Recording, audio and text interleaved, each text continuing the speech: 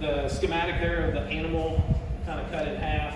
You can kind of see the uterine horns curled around there, and right below it is the bladder. So when we turn those animals upside down and we invert them, and we have them off feed and water, that's why. So, and one of the real common questions we'll get is, it's 100 degrees out, we can't take them off the water. Actually, you can. You just turn the water off. Sorry. Because you can poke a hole in that bladder, right? And so we're going to go in there laparoscopically to breed this animal. So if the rumen's full, the bladder's full, one, I can't do as good a job. I can get it in the uterus, see me do it. But you're pushing the bladder, you're holding the rumen, you're poking holes, you're hopefully not cutting anything you shouldn't, and you drop the semen in the uterus.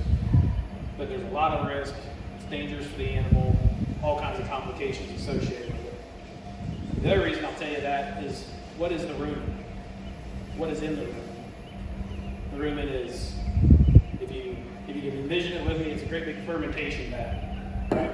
So it's the original moonshiners. It's the original fermentation vat. Big old sack. And on the top there's an air bubble in the top. There's a fibrous mat next. And then there's liquid and all different things underneath that. Well, when we stop feeding and we stop watering a ruminant, they still have to consume all the products in that ruminant. So they're actually not off feed and water. So even 24 hours after we quit feeding them, we're just trying to get them to consume that water, consume that feed, get it out of the bladder, get it out of the rumen, be able to get the AI done, and then we'll start it back up.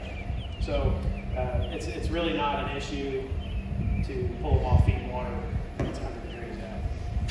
It's actually probably borderline neglect to not do that and throw them on their back and try to breed them. So that's my soapbox. Any questions on that? You talked about the physical component we talked about last year with respect to the diaphragm also, and the breathing and whatnot, just to rear this up. Right, yeah. Yeah, so the other challenge we get into is, because that's a rumen is filling up all that space in there, right? So you flip them on their back, and they're laying flat on the cradle on their back. And all that extra weight is actually compressing the great vessels in their back, right? So every one of us in this room, every animal in this world has a series of blood vessels that run down their backs. It's the great vessels that feed the backside of your body. It runs down your legs, all those kind of things.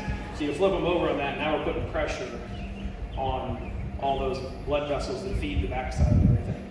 So you start to increase problems there, blood flow issues. I'll have customers say to me, why is that uterus not pink?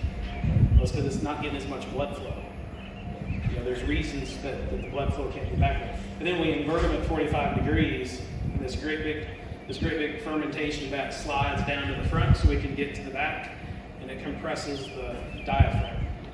And so if you guys get done with Thanksgiving dinner, and we put you on an inversion table, put your feet in there, then you put your hands up and put your inversion, that would not be fun, would it? So that's exactly what happens. And then we put a trach tube in and we're going to cut a hole in it and flush it. It can get a little dicey in those situations. So again, space occupying mass pushes weight down the diaphragm. We still need them to breathe. We still need them to circulate blood, all those kind of things. So feed and water withholding is super critical, super important.